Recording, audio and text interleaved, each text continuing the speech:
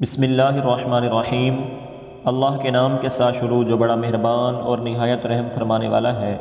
حضرت سیدنا ابو درداء رضی اللہ تعالیٰ عنہ سے روایت ہے، انہوں نے کہا کہ حضور نبی اکرم صلی اللہ علیہ وسلم کو ممبر پر واعظ و نصیحت کرتے ہوئے سنا۔ آپ صلی اللہ علیہ وسلم فرما رہے تھے، جو شخص اپنے رب کے حضور کھڑا ہونے سے ڈر گیا اس کے لیے 2 جنتیں ہیں۔ میں نے عرض کیا، اے اللہ تعالیٰ کے رسول، اگرچہ وہ زنا اور چوری کرے؟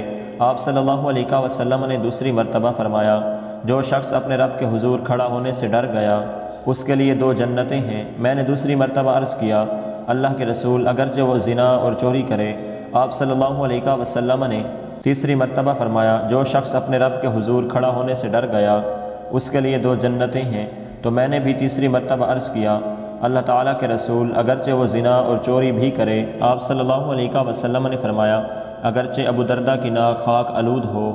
حضرت ثوبان رضی اللہ تعالیٰ عنہ نبی علیہ السلام سے روایت کرتے ہیں کہ آپ صلی اللہ علیہ وسلم نے فرمایا، بندہ اللہ تعالیٰ کی رضامندی تلاش کرتا ہے، وہ اسی کوشش میں لگا رہتا ہے تو اللہ عز و جل جبرائیل امین سے فرماتا ہے، میرا فلاں بندہ مجھے راضی کرنے کی کوشش کرتا ہے، سن لو میری رحمت اس پر ہے۔ تو جبرائیل فرماتے ہیں، اللہ تعالیٰ کی رحمت فلاں شخص پر ہے۔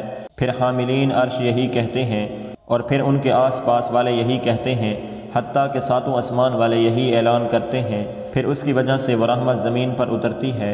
حضرت عبداللہ رضی اللہ تعالیٰ عنہ بیان کرتے ہیں کہ رسول اللہ صلی اللہ علیہ وسلم جب شام کرتے تو فرماتے، ہم نے شام کی اور اللہ تعالیٰ کی تمام بادشاہت نے شام کی، ہر قسم کی حمد اللہ تعالیٰ کے لیے ہے، اللہ تعالیٰ کے سوا کوئی معبود برحق نہیں، وہ یکتا ہے، اس کا کوئی شریک نہیں، اس کے لیے بادشاہت ہے اور اسی کے لیے ہی حمد ہے، اور وہ ہر چیز پر قادر ہے۔ اے اللہ، میں تجھ سے اس رات کی بھلائی مانگتا ہوں اور جو اس میں ہے اس کی بھلائی مانگتا ہوں، اور اس کے شر سے اور جو اس میں ہے اس کے شر سے تیری پناہ چاہتا ہوں۔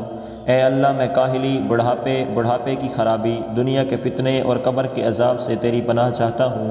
اور جب آپ صبح کرتے تو بھی یہی کہتے، ہم نے اور اللہ کی بادشاہت نے صبح کی۔ اور ایک دوسری روایت میں ہے، یا باری تعالیٰ، میں تجھ سے آگ کے عذاب اور عذاب قبر سے تیری پناہ چاہتا ہوں۔